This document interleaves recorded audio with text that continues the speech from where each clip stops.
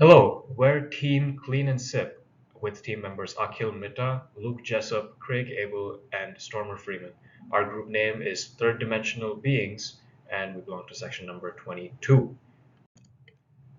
I've always wondered how I can store my hygiene products. More often than not, I'm forced to put my toothbrush, toothpaste, and floss into a Ziploc bag and stuff it into my bag. It's inefficient, annoying to store, and overall just not modular. We were wondering if we can create a product that would not only serve as a toiletry holder, but also as a cup you could sip water out of. This sparked ideas to create a clean, portable, and reliable product that could be taken on any kind of transport. This led to the first idea of what the clean and sip would look like, with screws to open and close the cup. To begin with, we were sold on the idea of the two functions this product must have: act as a travel toiletry case, as well as a cup. Upon doing some research on websites like Thingiverse and Shapeways, we stumbled upon this product that has a wall on the side that stands up. We also found a cup that contains a handle.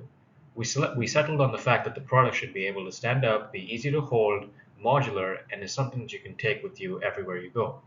It would also be able to fit in the side pocket of a bag. For the 3D model, I started off with a simple design and then customized it as we brainstormed. We had to make sure that it was big enough to fit a toothbrush, which is our main restriction for like the size, and also small enough to be convenient because it has to fit in a travel case. I mean, this is for vacationing families or people going on trips. At first, we wanted to use threading, the built-in feature for Fusion 360, which is actually really cool, I think, but we found out this would be a problem. So after we had this initial 3D model, we went ahead and printed out our first physical prototype. So quickly after printing it, we discovered that the printer couldn't print our threads without adding lots of supports all around the threads. So this made, once we removed them, it made the screws a lot rougher and a lot harder to use, which made us decide that we wanted to change the mechanism to do something that the printer would have an easier time printing, and that would require less supports. So additionally, once we actually had a physical prototype in our hands, it was obvious that we had made the diameter way too big. So it was actually like almost impossible to get a good grip on it. So we knew that we wanted to shrink it down so that it would be more ergonomic and you could actually use it as a cup as well as a holder. So in addition to this, we also decided that we wanted to make the cup a little shorter as well, just to make it a little bit more ergonomic. From what we learned with our first prototype, I made sure to scale down the model like quite a bit, actually like 70% of what it was before, while still keeping it tall enough for a toothbrush, which was still our main constraint. And to solve the threading issue, I met up with a fusion expert here at NC State, and we decided instead to use a twist lock mechanism, which is a lot simpler, and this would hold the pieces together without the printer having to use supports. I implemented a twist lock mechanism to hold the pieces together instead with Zach Oleg, the Fusion 360 expert here at NC State. This was a lot simpler, and then it means the printer didn't really have to make as many supports as it would with threading. And it wasn't as deep because when we scaled it down, the walls were also a lot thinner. So this was a lot better of a solution.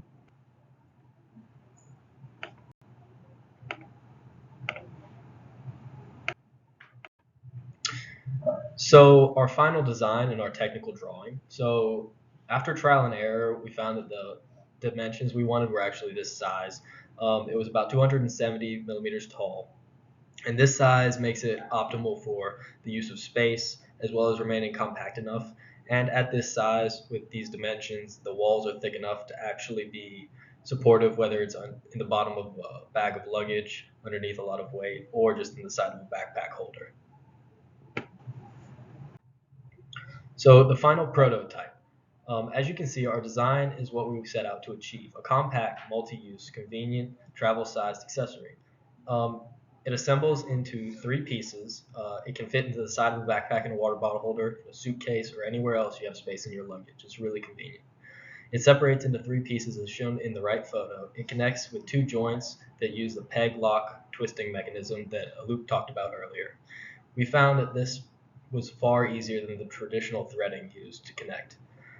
The clean and sip is tall enough to fit a 7.5-inch toothbrush, a couple tubes of toothpaste, floss, and includes a cup for late night sips of water or mouthwash. The center section also comes in handy as a stand for the toothbrush, as you can see on the far right. so as to avoid having your toothbrush lay on the counter of a hotel or anywhere else you don't want it to be. So this is our final product. As you can see, it disassembles into three separate parts. This, as you can see, is the stand. We have three holes and three slots in there for the toothbrush and the other toiletries that you want to bring with you. This is the cup. It has a solid bottom in it. And the really neat thing is that the slot actually matches on both, so the cap can fit on anything that you want. Super sleek, super convenient design to just set down at a hotel whenever you get to where you're going.